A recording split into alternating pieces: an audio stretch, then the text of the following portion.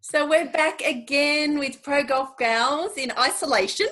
Hi, Dee. Hi, Annie. Isolation. I'm confused if we're isolated or not. It feels isolated. Yeah, that's right.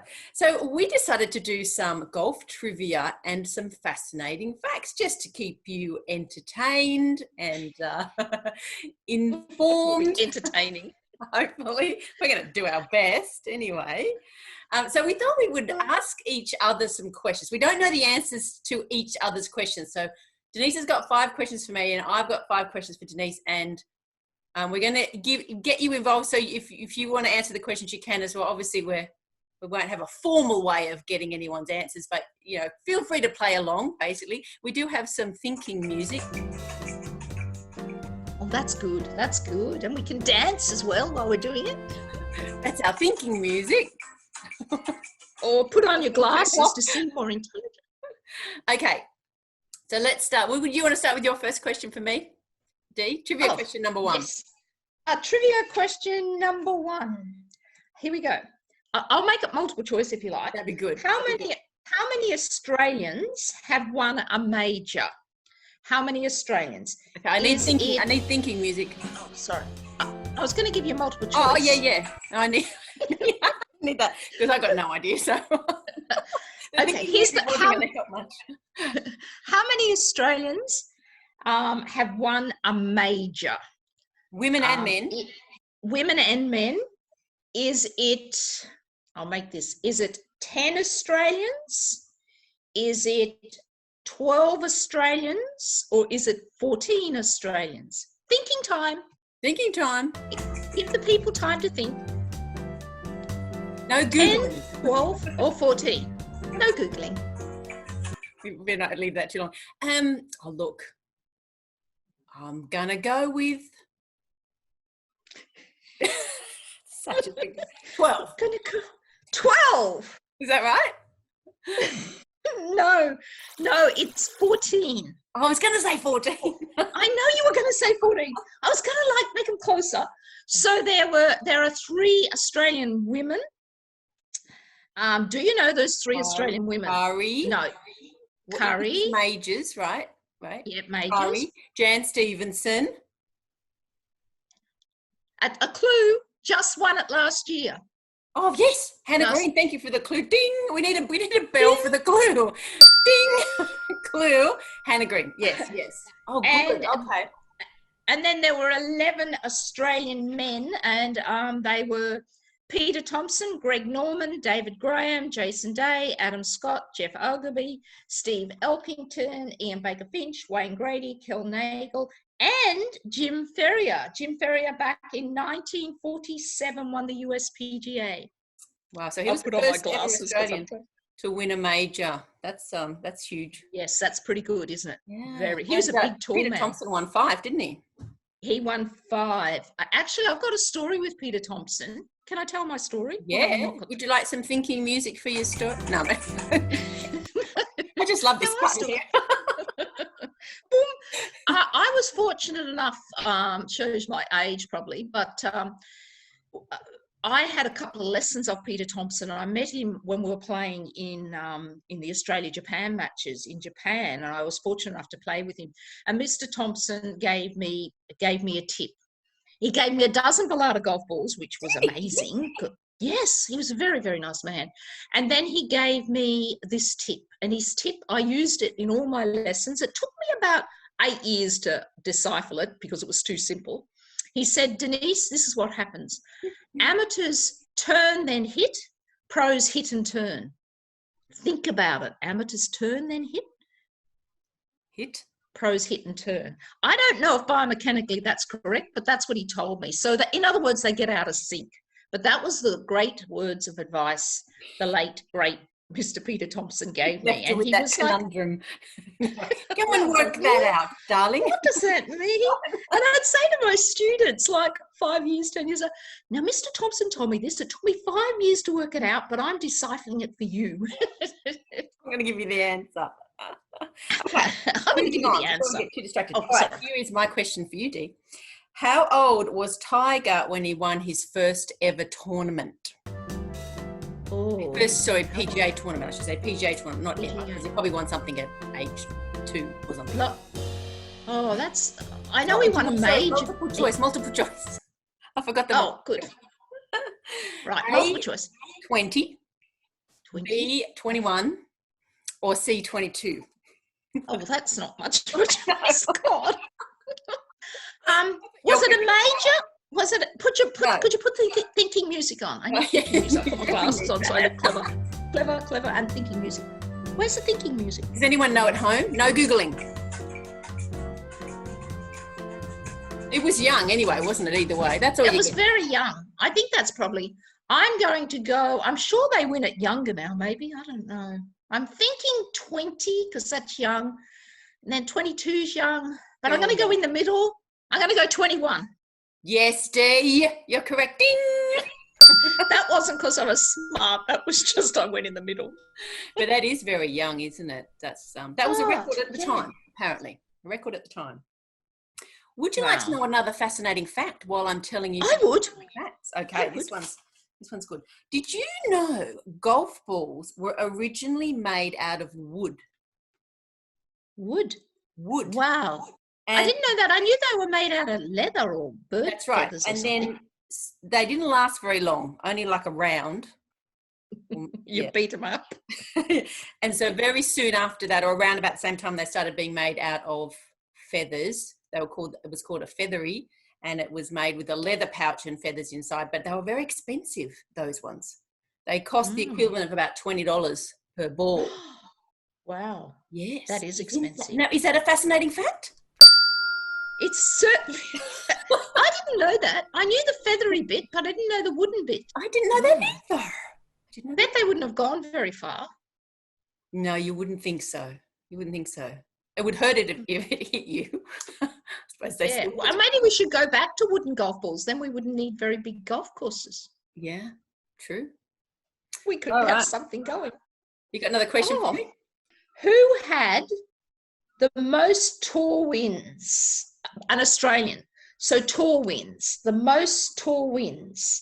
So I'm going to make this multiple. I'm going to make it like... Can I just, in my defence, I hate these questions where you...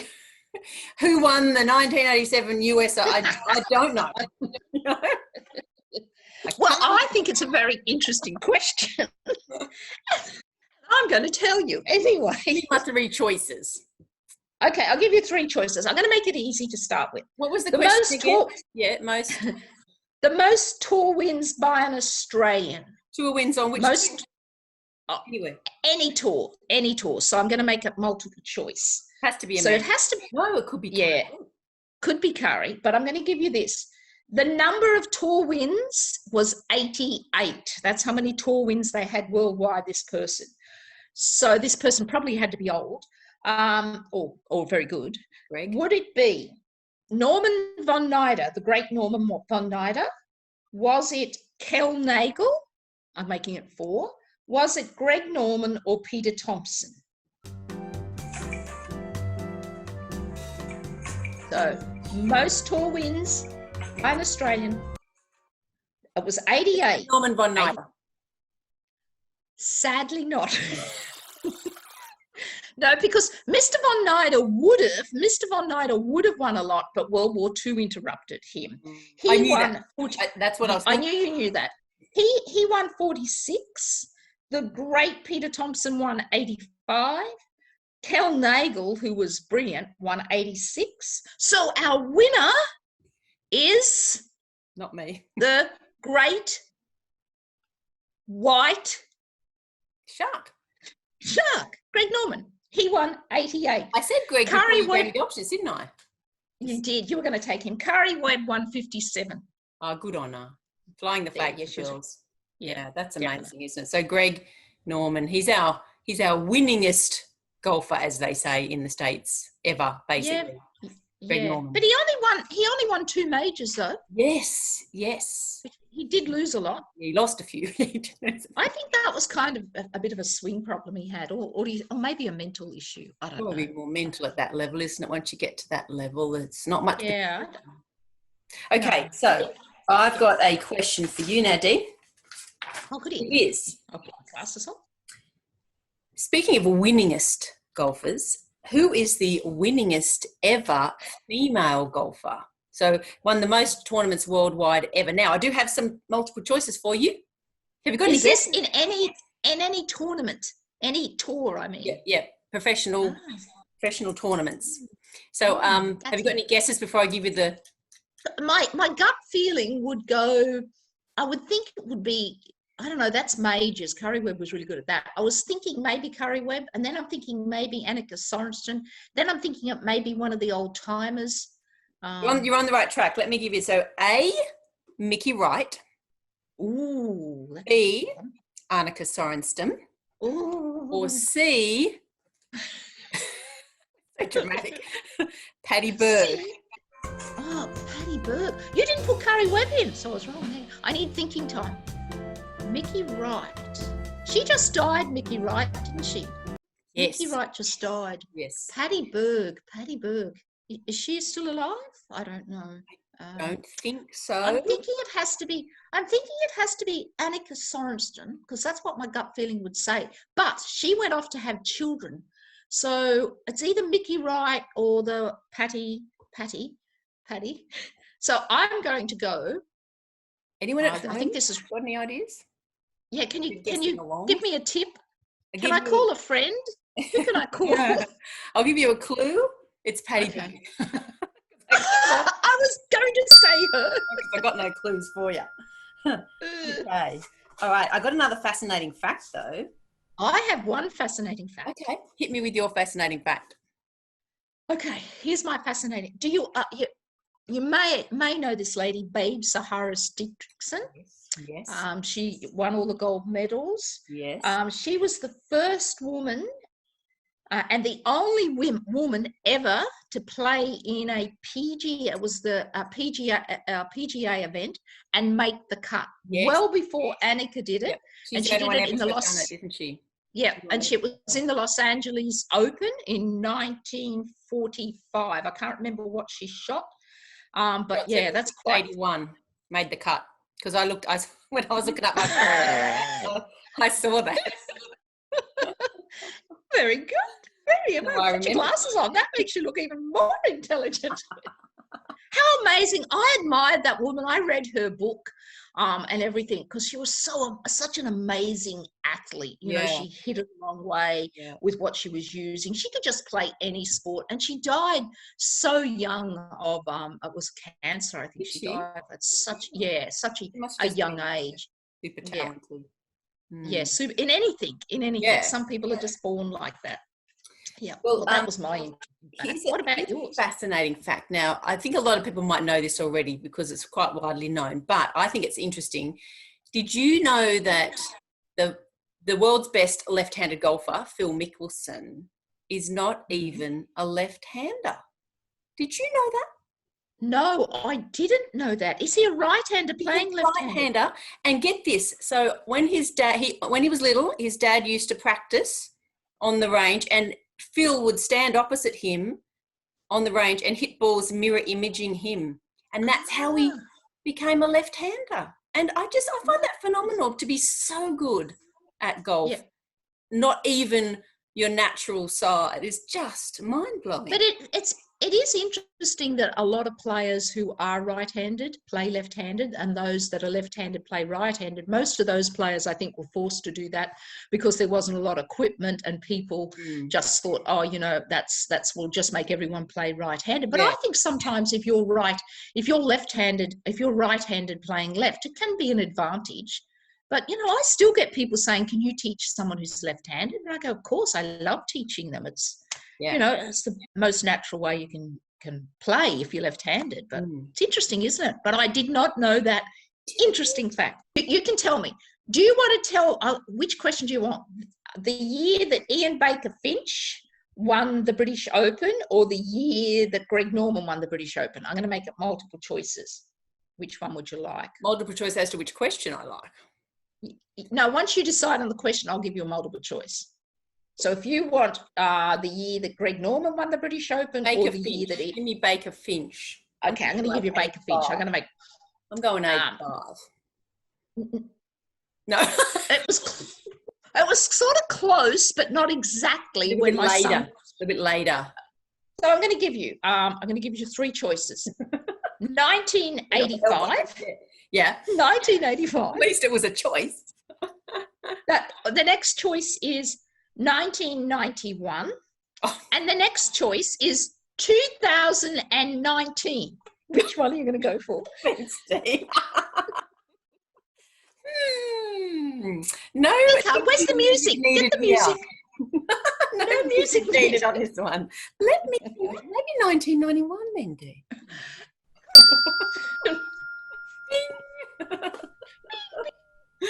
Okay. Well, he was lovely though, wasn't he? Didn't everybody love Ian Baker Finch? Oh, I loved him. He was so good looking too. Yeah. He came. I'll tell you a little story because I'm bragging. Because I've got Another the memory story. that can go back. Did he have one of those tips that you had to decipher? No.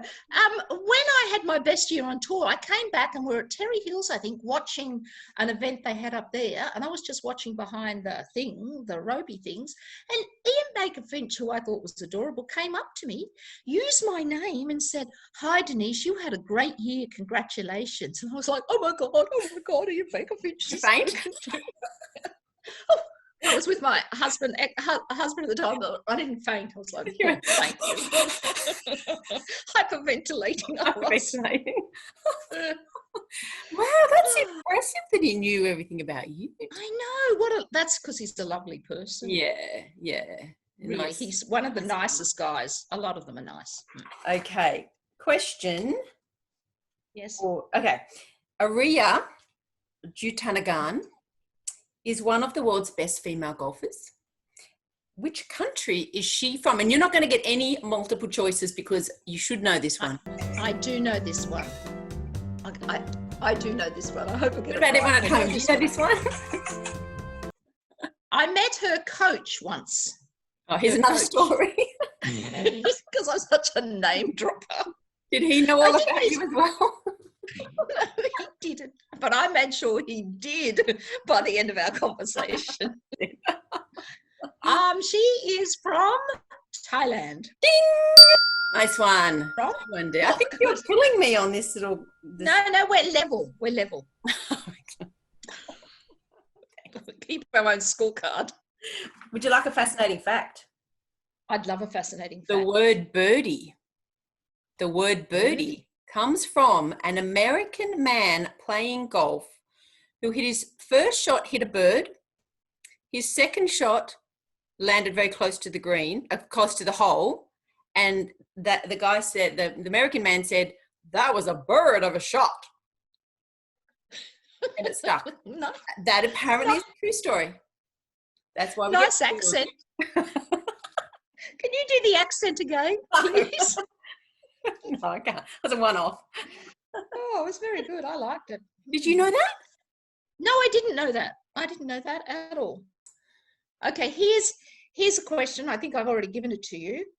Which Australian, male or female, has won the most majors? So in other words, Australia's best golfer ever in the history.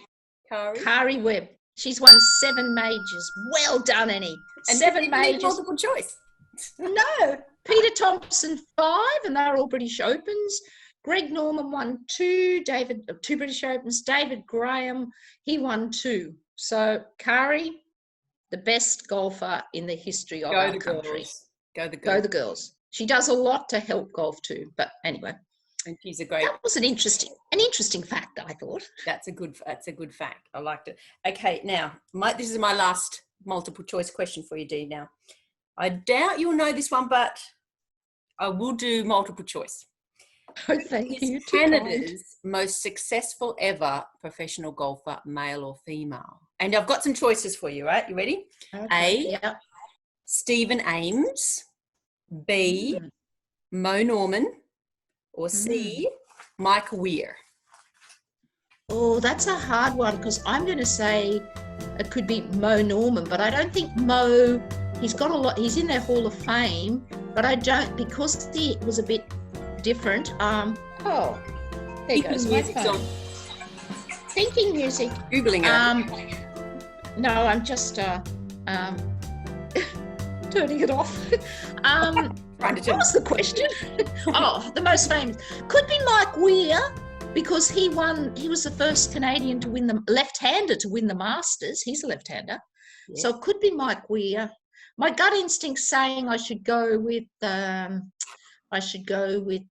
Norman, but I think he was, what was the question? The most money one, or the most successful professional golfer Canada has ever produced?